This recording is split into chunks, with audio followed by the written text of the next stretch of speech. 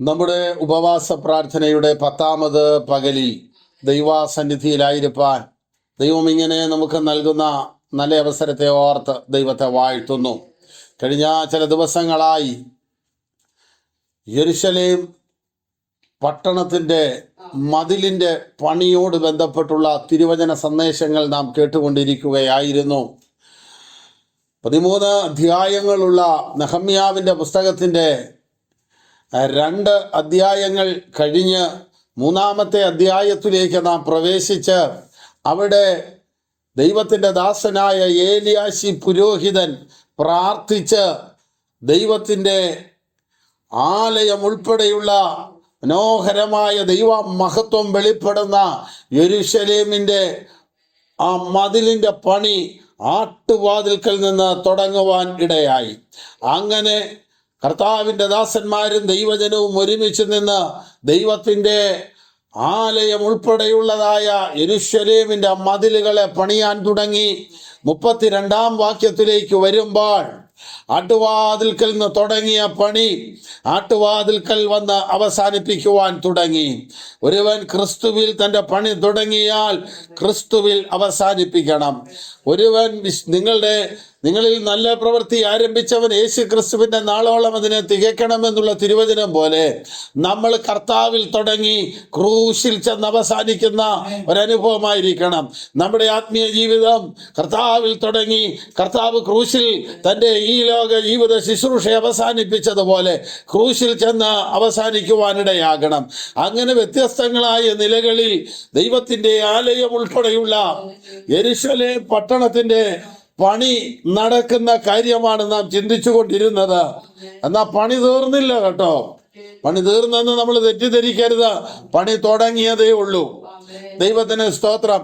4-ാം അധ്യായത്തിലേക്ക് വരുമ്പോഴും ഇതിന്റെ തുടർച്ചയാണ് കാണുന്നത്. ഇവിടെയാണ് നമ്മുടെ കുറിവാക്യമുള്ളത്. ഞങ്ങൾ മതിൽ പണിയുന്നു എന്ന് സൻബല്ലത്ത് കേട്ടപ്പോൾ, അപ്പോൾ പണി തീർന്നിട്ടില്ല, പണി തുടങ്ങിയതേ ഉള്ളൂ. തുടങ്ങി മുന്നോട്ട് പോവുകയാണ്. 4-ാം അധ്യായം നമ്മൾ മുന്നോട്ട് വായിച്ചു വരുമ്പോ കാണാം, മതിൽ പാതി പൊക്കം വരെ തീർത്തു, പകുതിയെ പൊങ്ങിയിട്ടുള്ളൂ. അഥവാ ഇനിയും വളരാനുണ്ട്, ഇനിയും പണി നടക്കാനുണ്ട്, ഇനിയും ഉയരാനുണ്ട്. ഇപ്പൊ കാണുന്ന ഈ ഒരു പാതി പൊക്കം പോരാ, ഇനിയും വളരണം. ദൈവത്തിന് സ്തോത്രം. നല്ല നിലത്ത് വീണ വിത്ത് 30-ഉം 60-ഉം 100-ഉം. ദൈവത്തിന് സ്തോത്രം. പ്രവാചകൻ ഇറങ്ങിയ നദിയിലേക്ക് വരുമ്പോൾ 1000 മുഴം കൊണ്ട് നരിയാണിയും 1000 മുഴം കൊണ്ട് മുട്ടോളവും അടുത്ത 1000 കൊണ്ട് അരയോളമായി. എന്നാൽ അവിടം കൊണ്ട് തീർത്ത പോരാ, അതിനപ്പുറത്തുള്ള 1000-ത്തിലേക്ക് പോണം. എന്നാലേ നീന്തുന്ന അനുഭവം ഉണ്ടാവുകയുള്ളൂ. ദൈവത്തിന് സ്തോത്രം. എന്ന് പറഞ്ഞാൽ നരിയാണിയോളം വെള്ളമുള്ളപ്പോഴും മുട്ടോളം വെള്ളമുള്ളപ്പോഴും അരയോളം വെള്ളമുള്ളപ്പോഴും ബാലൻസ് എൻ്റെ കയ്യിൽ തന്നെ. എന്നാൽ വെള്ളം നീന്തിയിട്ടല്ലാതെ കടക്കാൻ വയ്യാത്ത ഒരു പ്രവാഹമായി മാറുമ്പോഴാണ്, അഥവാ ഈ വെള്ളം എൻ്റെ മീതെ കവിയുമ്പോഴാണ് എൻ്റെ ചോട് പറയുന്നത്. എൻ്റെ ചോട് പറയുമ്പോഴാണ് ഞാൻ നീന്തുന്നത്. ദൈവത്തിന് സ്തോത്രം. അപ്പോൾ സാധാരണപ്പെട്ട ആത്മീയ ഉണർവോ ആത്മീയ ഉയർച്ചകളോ നമ്മളെ ചലിപ്പിക്കാൻ പോരെങ്കിൽ ആ മുട്ടോളമല്ല അരയോളമല്ല നീന്തിയിട്ടല്ലാതെ കടക്കാൻ വയ്യാത്ത ഒരു ആത്മപ്രവാഹത്തിലേക്ക് നാം പ്രവേശിക്കുവാനിടയാകണം. നീന്തുമ്പോൾ നീന്തുന്നവന്റെ മുഴുവൻ ശരീര അവയവങ്ങളും ഈ വെള്ളത്തിൽ മറയപ്പെടും. അവന്റെ തല മാത്രം ഉയർന്നിരിക്കും. ഒരു ഭക്തന്റെ ആത്മീയ ആരാധനയിൽ ക്രിസ്തുവാകുന്ന തല മാത്രമാണ് ഉയർന്നു നിൽക്കേണ്ടത്. നമ്മുടെ ജഡമോ ജഡത്തിന്റെ ശ്രേഷ്ഠതകളോ ഉയരേണ്ട വേദിയല്ല ആത്മീയ ആരാധന. അപ്പോൾ മതിൽ പകുതി പണിതതേ ഉള്ളൂ, ബാക്കി പണി ഇനിയും കിടക്കുകയാണ്. വളരാനുണ്ട്, ഉയരാനുണ്ട്, പൊങ്ങി വരുവാനുണ്ട്. ദൈവത്തിന് സ്തോത്രം. അപ്പോൾ ഞങ്ങൾ മതിൽ പണിയുന്നു എന്ന് സൻബല്ലത്ത് കേട്ടപ്പോൾ ഒരിക്കൽ നീരസപ്പെട്ട, ഒരിക്കൽ നിന്ദിച്ച, ഒരിക്കൽ പരിഹസിച്ച സൻബല്ലത്ത് പണി നടക്കുന്ന കണ്ടോണ്ട് വിട്ടുമാറുകയല്ല, പണി നടന്നുകൊണ്ടിരിക്കുമ്പോഴും മാറി നിന്നു നിന്ദിക്കുകയാണ്.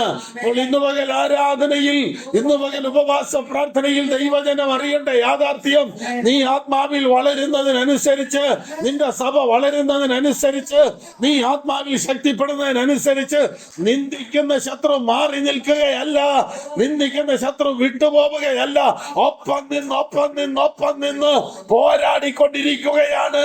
അവന്റെ ബലം തകരണം, അവന്റെ ആലോചന പൊളിയണം, അവന്റെ പദ്ധതികൾ ഇടിഞ്ഞു വീഴുവാൻ ഇടയാകണം. അത് ഈ ഉപവാസ പ്രാർത്ഥന കൊണ്ട് സംഭവിക്കും. ഹല്ലേലൂയ. ഞങ്ങൾ മതിൽ പണിയുന്നു എന്ന് സൻബല്ലത്ത് കേട്ടപ്പോൾ അപ്പോൾ കോപവും മഹാരോഷവും, നീരസപ്പെട്ട പരിഹസിച്ച ശത്രുവിനിപ്പോൾ കോപം വന്നു, മഹാക്രോധത്തിലേക്ക് വന്നു. അവരിപ്പോൾ പരസ്യമായി ആക്ഷേപിക്കാൻ തുടങ്ങി. ദൈവത്തിന്റെ ജനത്തെ നിന്ദിച്ചു. ദൈവത്തിന്റെ ജനത്തിന് ദൈവിക പദ്ധതികൾ പ്രകാരം, ദൈവത്തിന്റെ ആലോചന പ്രകാരം പണിയാനിറങ്ങിയ ദൈവജനത്തെ ശത്രു നിന്ദിക്കുകയാ. അവർ പറയുന്ന ഇതാണ്, ഈ ദുർബലന്മാരായ യഹൂദന്മാർ എന്ത് ചെയ്യാൻ പോകുന്നു? അവരെ സമ്മതിക്കുമോ? അവർ യാഗം കഴിക്കുമോ? ഒരു ദിവസം കൊണ്ട് പണി തീർത്തു കളയുമോ? വെന്ത് കിടക്കുന്ന ചണ്ടിക്കൂമ്പാരങ്ങളിൽ നിന്ന് കല്ല് ജീവിപ്പിക്കുമോ?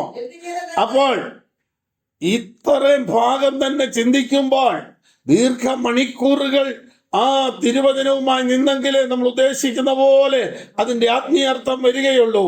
എന്തൊക്കെയാണ് ഈ യഹൂദന്മാർ എന്ത് ചെയ്യാൻ പോകുന്നു? ദൈവ പൈതൽ എന്ത് ചെയ്യാൻ പോകുന്നു? 2, അവരെ സമ്മതിക്കുമോ? അവര് യാഗം കഴിക്കുമോ? ഒറ്റ ദിവസം കൊണ്ട് വിഷയത്തിന് പരിഹാരമുണ്ടാകുമോ? അടുത്തത്, തകർന്നു കിടക്കുന്ന ഈ കൂമ്പാരത്തിൽ നിന്ന്, ചണ്ടി കൂമ്പാരത്തിൽ നിന്ന്, വേസ്റ്റ് പോലെ വെന്ത് തകർന്നു കിടക്കുന്ന ഇതിൽ നിന്ന് അവർ കല്ലുകളെ ജീവിപ്പിക്കുമോ? അപ്പോൾ ശത്രുവിന് ഒരു കാര്യം അറിയാം, നിർജീവമായ കല്ലുകൊണ്ട് ഈ മതില് പണി നടക്കുകയല്ല, ജീവനുള്ള കല്ലുകൊണ്ട് വേണം പണിയാൻ, ജീവിപ്പിക്കുന്ന കല്ലുകൊണ്ട് വേണം പണിയാൻ. ദൈവത്തിന് സ്തോത്രം. അപ്പോൾ ഈ കല്ല് ജീവനില്ലാത്ത കല്ലാണ്. ഈ ജീവനില്ലാത്ത കല്ല് ജീവനുള്ള കല്ലാകണമെങ്കിൽ എവിടെ വരണം? ജീവനുള്ള കല്ലായ അവന്റെ അടുക്കൽ വരണം. ദൈവത്തിന് സ്തോത്രം. 1 പത്രോസ് 2 കാണുന്നു, മനുഷ്യർ തള്ളിയതെങ്കിലും ദൈവസന്നി ശ്രേഷ്ഠവും മാന്യവുമായ ജീവനുള്ള കല്ലായ അവന്റെ അടുക്കൽ വന്നിട്ട് നിങ്ങളും ജീവനുള്ള കല്ലുകൾ എന്ന പോലെ. അപ്പോൾ നിനക്ക് ജീവൻ ഇല്ലെങ്കിൽ ജീവൻ തരുവാൻ കഴിയുന്ന ഒരു കർത്താവുണ്ട്. ആ ജീവിപ്പിക്കുന്ന ആത്മാവായവന്റെ അടുക്കൽ വരുമ്പോൾ നീ നിർജീവമായത് മാറിയിട്ട് നീ ജീവനുള്ളതായി മാറും. നിർജീവമായത് കൊണ്ട് കർത്താവിന് പണിയാനില്ല. ശത്രുവിനും അതറിയാം. നിർജീവമായി കിടക്കുന്നതുകൊണ്ട് യെരൂശലേമിന്റെ മതിൽ പണി നടക്കുകയില്ല. ജീവനുള്ള കല്ല് വേണം. ഇതിൽ നിന്ന് കല്ല് ജീവിക്കാതിരിക്കാൻ നിർജീവമാകത്തക്ക നിലയിലുള്ള എല്ലാ തന്ത്രങ്ങളും ശത്രു മെനഞ്ഞെങ്കിലും വെന്ത് കിടക്കുകയാ. ന്യായവിധിയുടെ, കഷ്ടതയുടെ, പരിശോധനകളുടെ, വെല്ലുവിളികളുടെ തീക്കകത്ത് വെന്ത് കിടക്കുക. ഇതിൽ നിന്ന് കല്ലുകൾ ജീവിക്കുമോ? ദൈവത്തിന് സ്തോത്രം. ഈ കല്ലുകൾ ജീവിക്കുമോ എന്ന് ശത്രു ചോദിക്കുമ്പോൾ ഈ അസ്ഥികൾ ജീവിക്കുമോ എന്ന് കർത്താവ് ചോദിക്കുന്നുണ്ട്. അപ്പോൾ ഈ കല്ല് പഴയ നിയമത്തിൽ പ്രവാചകനോട് പറയുന്നു, അസ്ഥി ജീവിക്കാൻ വചനം കേൾക്കണമെന്ന്. അപ്പോൾ ജീവിപ്പിക്കുന്നത് വചനമല്ലേ? ദൈവത്തിന് സ്തോത്രം. ജീവിപ്പിക്കുന്നത് ആത്മാവല്ലേ? ദൈവത്തിന് സ്തോത്രം. വചനം ദൈവമാണ്. അങ്ങനെയാണെങ്കിൽ ജീവിപ്പിക്കുന്നവൻ ദൈവമാണ്. ആ വചനമാണ് ഈ അസ്ഥികൾ കേൾക്കേണ്ടത്.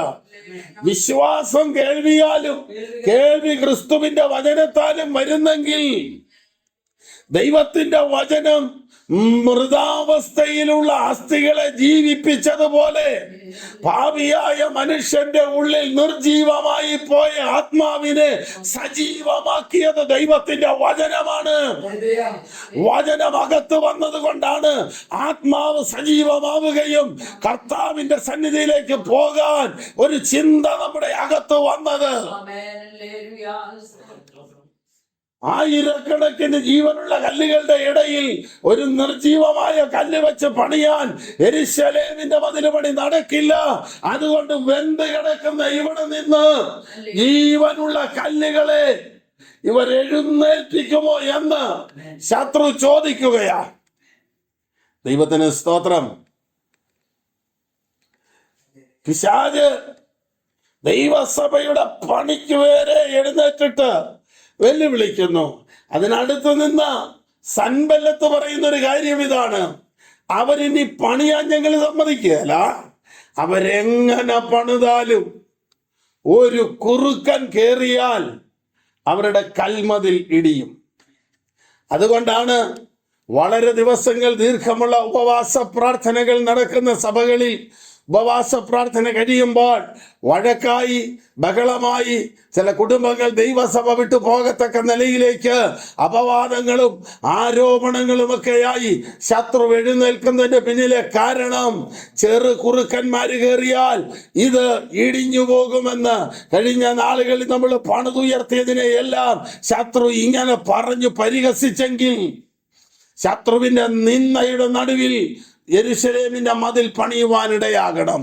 ഈ നിന്ന ഏറ്റുകൊണ്ട്, ഈ അപമാനം ഏറ്റുകൊണ്ട്, ഈ പരിഹാസം ഏറ്റുകൊണ്ട്, ദൈവജനത്തിന് നേരെ വരുന്ന വെല്ലുവിളിയെ ഏറ്റെടുത്തുകൊണ്ട് ഈ യെരൂശലേമിന്റെ മതിൽ പണിയുവാനിടയാകണം. ദൈവത്തിന് സ്തോത്രം. ചെറുകുറുക്കന്മാരെ കുറിച്ചൊക്കെ ഇതിന് മുമ്പുള്ളതായ ഭാഗങ്ങളിൽ നമ്മൾ സംസാരിച്ചത് കൊണ്ട് ചിന്തിച്ചത് കൊണ്ട് ആ ഭാഗമെല്ലാം വിടുകയാണ്. നമുക്ക് തിരുവചനത്തിന്റെ അടുത്ത ഭാഗത്തേക്ക് വരുമ്പോൾ ഇങ്ങനെ ഇവർ എങ്ങനെ പണിതുയർത്തിയാലും ഒരു കുറുക്കൻ കയറിയാൽ അവരുടെ കൽമതിൽ ഇടിഞ്ഞു വീഴും എന്ന് പറഞ്ഞു. ഒരു ചെറിയ വിഷയമുണ്ടാകുമ്പോൾ തകർന്നു പോകുന്ന ഒരു പ്രാർത്ഥനാ ജീവിതമാണോ നമ്മുടേത്?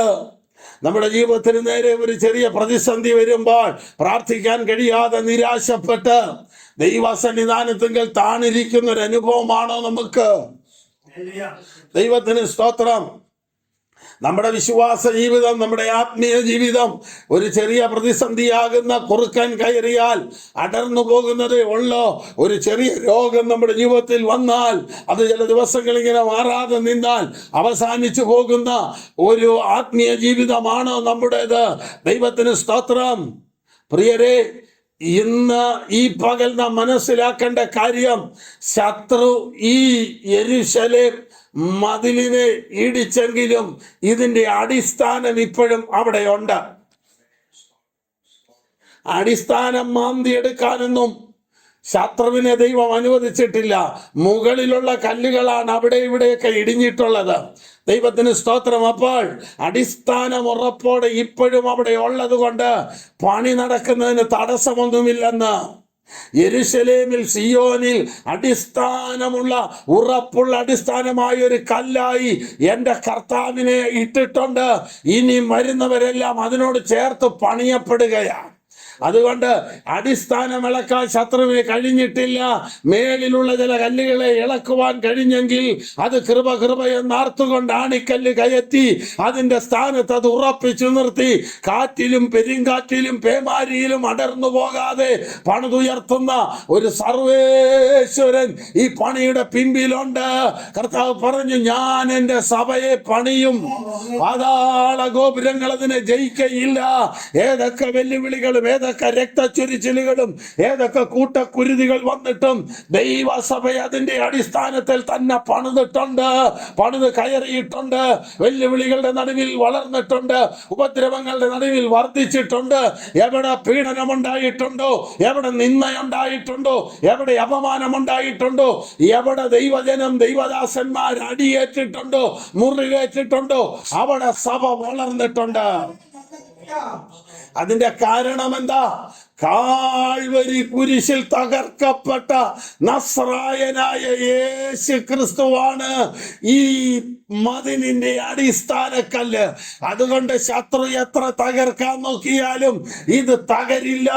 ശത്രു എത്ര ഇടിക്കാൻ നോക്കിയാലും ഇടിയില്ല. കാരണം ഇതിന്റെ പുറകിൽ നിൽക്കുന്നവൻ ശക്തനല്ല, സർവശക്തനായ ദൈവമാണ്.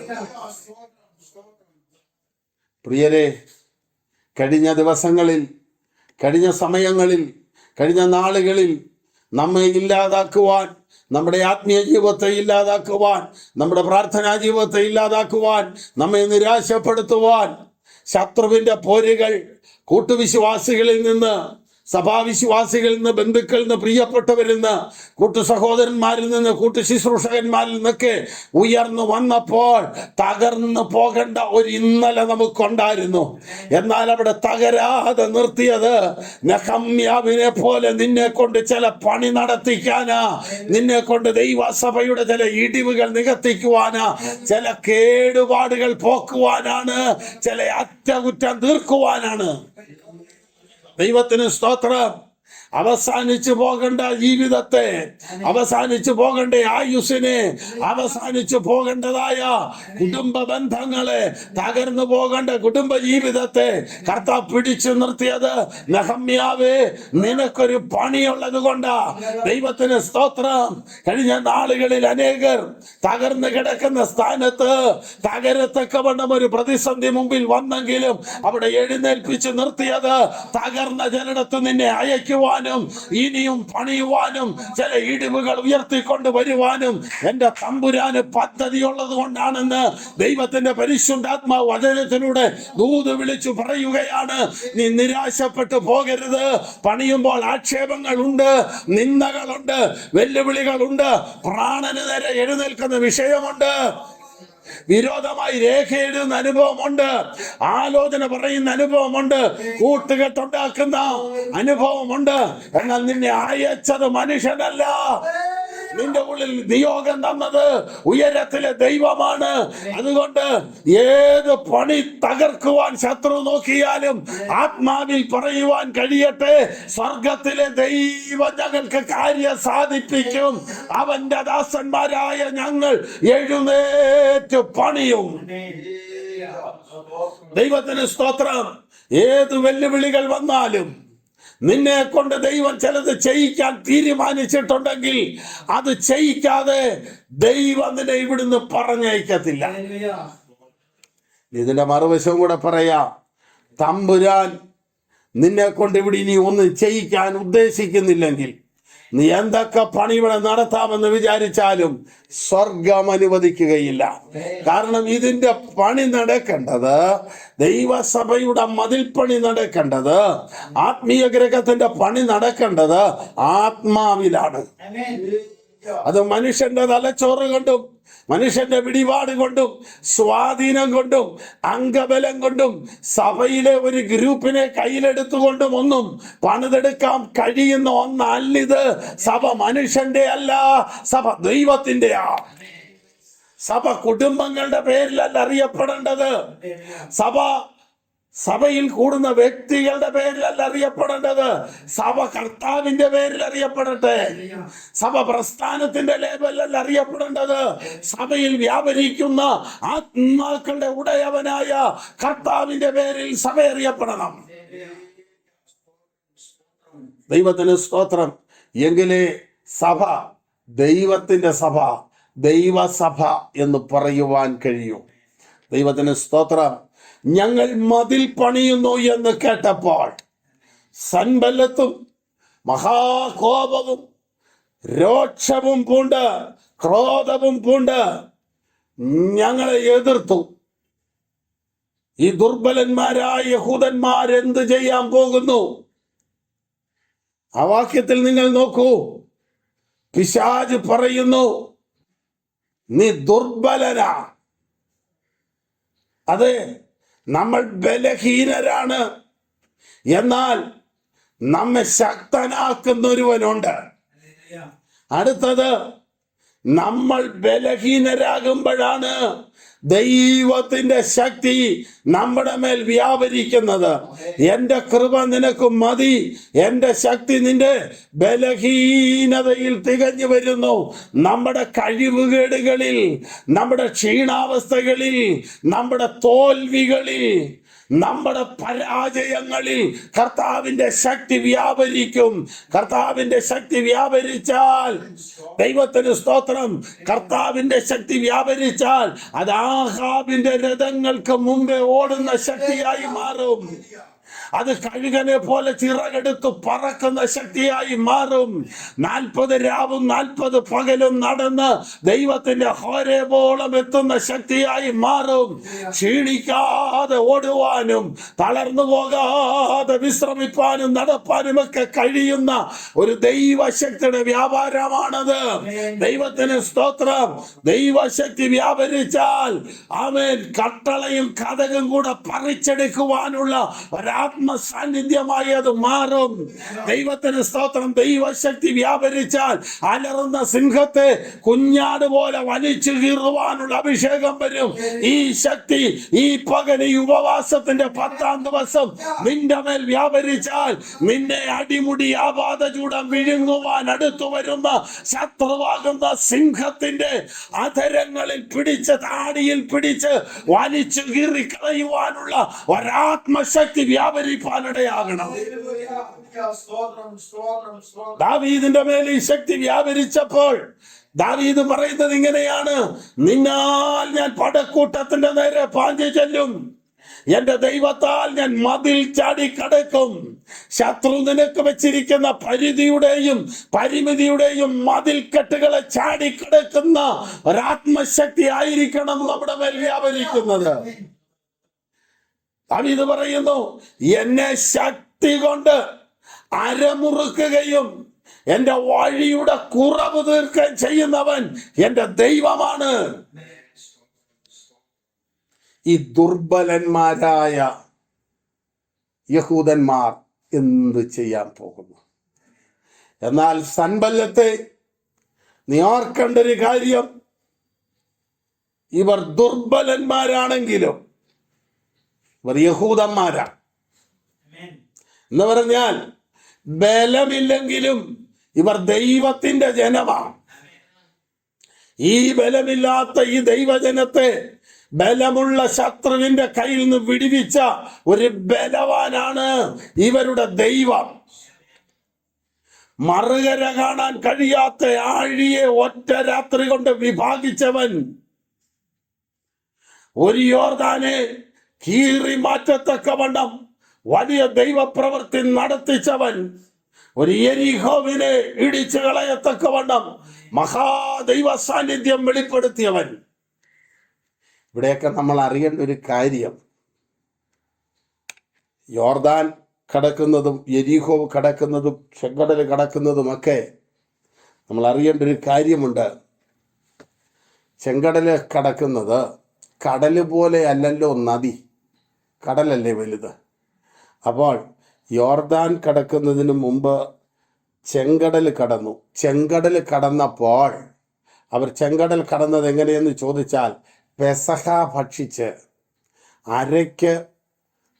അര കെട്ടി കയ്യിൽ വടി പിടിച്ച് ചെരുപ്പിട്ട് നിന്നുകൊണ്ട് തിടുക്കത്തിൽ പെസഹ ഭക്ഷിച്ചു, ചോരത്തളി ആചരിച്ചു. നമ്മുടെ പെസഹ കുഞ്ഞാടും അറുക്കപ്പെട്ടിരിക്കുന്നു, കർത്താവായ യേശു ക്രിസ്തു തന്നെ.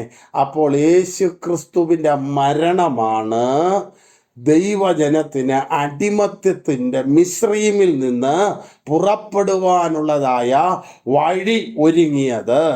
ദൈവത്തിന് സ്തോത്രം. പാപിയായ മനുഷ്യന് വാഗ്ദത്ത കാനാനായ സ്വർഗീയ കാനാനിലേക്ക് പ്രവേശിക്കുവാൻ വേണ്ടി നമ്മുടെ ലോകം മുഴുവനുള്ള അന്ന് മിസ്രയീമിൽ ഒരു വീടിന് ഒരു ആട് അറുക്കപ്പെട്ടെങ്കിൽ സകല ഉലകത്തിനും വേണ്ടി കർത്താവ് മാറ്റി നിർത്തിയ ആടാണ് യേശു ക്രിസ്തു എന്ന ദൈവ കുഞ്ഞാട്. ഈ കുഞ്ഞാടിനെ അറുത്ത രക്തത്തിൻ്റെ ശക്തിയിൽ ഇറങ്ങി പുറപ്പെടുന്ന ദൈവജനത്തിൻ്റെ മുമ്പിൽ ചെങ്കടലിന് പിടിച്ചു നിൽക്കാൻ കഴിഞ്ഞില്ല. ഒറ്റ രാത്രി കൊണ്ട് ചെങ്കടൽ വഴിമാറി. എന്നാൽ യോർദാനിലേക്ക് വരുമ്പോൾ യോർദാൻ ചെങ്കടലിനേക്കാളും ചെറുതാണെങ്കിലും ദിവസം 3 അവിടെ താമസിക്കേണ്ടി വന്നു. അതിൻ്റെ കാരണം എന്താ? 14-ാം അധ്യായത്തിൽ ചെങ്കടൽ വിഭാഗിക്കുന്നു. 15-ാം അധ്യായത്തിൽ ദൈവജനം പിറുപിറുക്കാൻ തുടങ്ങി. 15-ാം അധ്യായത്തിൽ പിറുപിറുക്കാൻ തുടങ്ങി. ആ പിറുപിറുപ്പിങ്ങനെ മുന്നോട്ട് പോയി ദൈവസന്നിധിയിൽ പലരും തകരാൻ തുടങ്ങി. പുറപ്പെട്ട പലരും മരുഭൂമിയിൽ അവസാനിച്ചു. വിശ്വാസത്തിൻ്റെ ശക്തി കുറഞ്ഞു. ദൈവപ്രവൃത്തിയുടെ തീഷ്ണതയും തീവ്രതയും നഷ്ടപ്പെട്ടതുകൊണ്ട് വിടുതൽ 3 ദിവസം താമസിക്കേണ്ടി വന്നു. ഉണ്ടോ? ഇതിലും വലിയ നദിയല്ല, ഇതിലും വലിയ കടലും മുറിച്ച പഴക്കം ഞങ്ങൾക്കുണ്ടെന്ന് പറഞ്ഞിട്ട് കാര്യമില്ല. അത് ജീവിതത്തിൽ വെളിപ്പെടുത്തണം. ഏലിയാവിനോട് കർത്താവിൻ്റെ ആത്മാവ് ചോദിക്കുന്നു, ഏലിയാവേ, നീ ഇന്നലെ തീയിറക്കിയവനാ, പക്ഷെ ഇന്ന് നീ എവിടാ? ഇന്ന് ചൂരച്ചെടിയുടെ കീഴിലാ. ഇന്നലത്തെ അത്ഭുതങ്ങളല്ല കർത്താവിന് വേണ്ടത്, ഇന്നെന്നാ ഉണ്ട്. ശിഷ്യന്മാരോട് ചോദിക്കുന്നു, ഈ ഗന്നസരത്ത് തടാകത്തിൽ വല നിറഞ്ഞ് വല കീറുമാറ്, പടക് നിറഞ്ഞ് പടക് മുങ്ങുമാറ് മത്സ്യം പിടിച്ച ഒരു ഇന്നലെ നിങ്ങൾക്കുണ്ട്, അതവിടെ നിൽക്കട്ടെ, ഇപ്പം നിങ്ങളുടെ കയ്യിൽ എന്നാ ഉണ്ട്?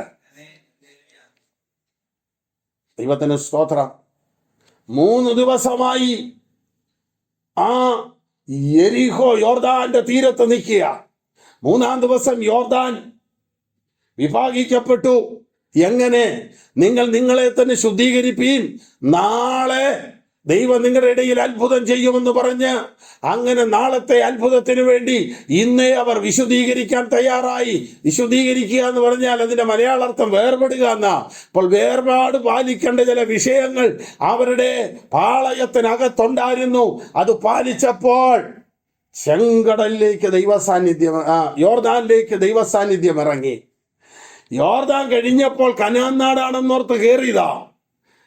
ദൈവവചനം വായിക്കുമ്പോൾ നാം കാണുന്നത് യെരിഹോവിന് നേരെ ഇസ്രായേൽ മറുകര കടന്നെന്നാ.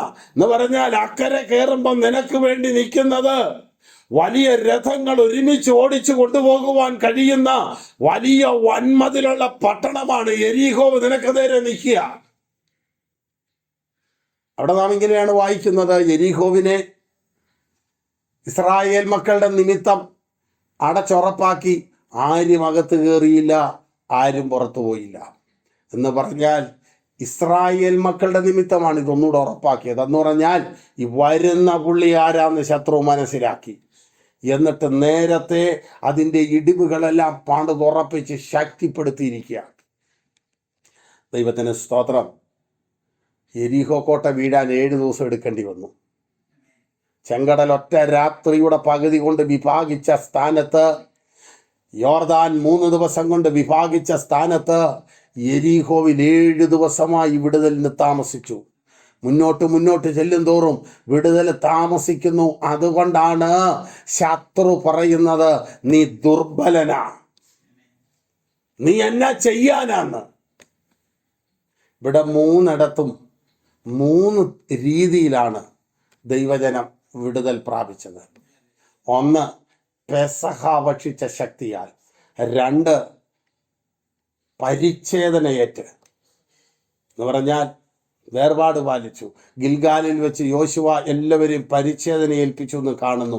മിസ്രയീമിൽ നിന്ന് പോന്ന് പരിച്ഛേദനയേറ്റ പലരും ഇന്ന് മരുഭൂമി വന്നപ്പോൾ പരിച്ഛേദനയേറ്റവരില്ല. എന്ന് പറഞ്ഞാൽ ദൈവമക്കൾക്ക് ജനിച്ച മക്കളെ ഉള്ളൂ. എന്ന് പറഞ്ഞാൽ ദൈവപ്രവൃത്തി കണ്ടതല്ല. അതുകൊണ്ട് അവരുടെ അകത്ത് പരിച്ഛേദന വന്നിട്ടില്ല. അവരുടെ ഹൃദയം പരിച്ഛേദന ചെയ്തു, പരിച്ഛേദനയുടെ ശക്തിയാൽ കടന്നു. അപ്പുറത്ത് വന്നപ്പോഴോ യെരിഹോവിൽ പരിച്ഛേദന കൊണ്ട് കാര്യമില്ല. യെരിഹോവിൽ കുഞ്ഞാടല്ല പ്രവർത്തിക്കേണ്ടത്. യെരിഹോവിൽ പ്രവർത്തിക്കാനുള്ള ദൈവശക്തി നിന്റെ ആധരത്തിൽ തന്നിരിക്കുക. ദൈവത്തിന് സ്തോത്രം. ഒറ്റയ്ക്കൊറ്റയ്ക്ക് നിന്ന് അലറി വിളിച്ച് വട്ടം കറങ്ങിയിട്ട് കാര്യമില്ല. അവിടെ കൂട്ടായ്മയുടെ ശക്തിയും വെളിപ്പെടണം. അവിടെ ആരാധനയുടെ ശക്തി വെളിപ്പെടണം. അവിടെ ദൈവപ്രവൃത്തിക്കായി കാത്തിരിക്കുന്ന അനുഭവമുണ്ട്. നിങ്ങൾ മിണ്ടരുതെന്ന് പറഞ്ഞു. ദൈവമക്കൾക്ക് മിണ്ടാതിരിക്കാനും ആർക്കുവാനുമുള്ള സമയങ്ങളുണ്ട്. ചിലയിടത്ത് നീ മിണ്ടാതിരുന്നാൽ പിന്നത്തേതിൽ നീ ആർക്കുവാനുള്ള അവസരം ദൈവം ഒരുക്കിത്തരും. ദൈവത്തിന് സ്തോത്രം. ഇവിടെ ആ 7 ദിവസം മൗനമായി നിന്നിട്ട് ദൈവജനം ആർപ്പിട്ടപ്പോൾ മതിൽ വീണു. ശത്രുവിൻ്റെ മതില് ആർക്കുമ്പം വീഴാനുള്ളതേ ഉള്ളൂ. ദൈവ പൈതലിൻ്റെ മതില് അങ്ങനെ വീഴുന്നതല്ല. അവർ പറയും മതില് കുറുക്കം കയറിയാ വീഴുമെന്ന്. നമ്മുടെ മതില് ആർക്കുമ്പോ വീഴുന്ന മതിലല്ല, ആർപ്പോടെ ആണികേറ്റി ഉറപ്പിച്ച മതില. ദൈവത്തിന് സ്തോത്രം. ഈ പകൽ ദൈവസന്നിധിയിൽ നമ്മെ ഏൽപ്പിക്കാം. കേട്ട തിരുവചനത്തിന് മുൻപാകെ നമ്മെ ഒന്ന് സമർപ്പിക്കാം. നമ്മുടെ കർത്താവ് എത്ര ശക്തനാണെന്നൊന്ന് തിരിച്ചറിയാം. ശത്രു പറയും നിന്റെ മതിൽ വീണു, നിന്റെ മതിൽ ഇവിടെ അവസാനിച്ചു, ഇനി നിനക്ക് പണിയുവാൻ കഴിയുകയില്ലെന്ന് വെല്ലുവിളിക്കുമ്പോൾ അതിൻ്റെ നടുവിൽ നമ്മെ പണിതുയർത്തുന്ന നല്ല കർത്താവിൻ്റെ കരത്തിൽ നമ്മെ ഏൽപ്പിക്കാം. ദൈവം ഈ വചനത്താൽ നമ്മെ സഹായിക്കുകയും അനുഗ്രഹിക്കുകയും ചെയ്യുമാറാകട്ടെ. ദൈവത്തിന് സ്തോത്രം.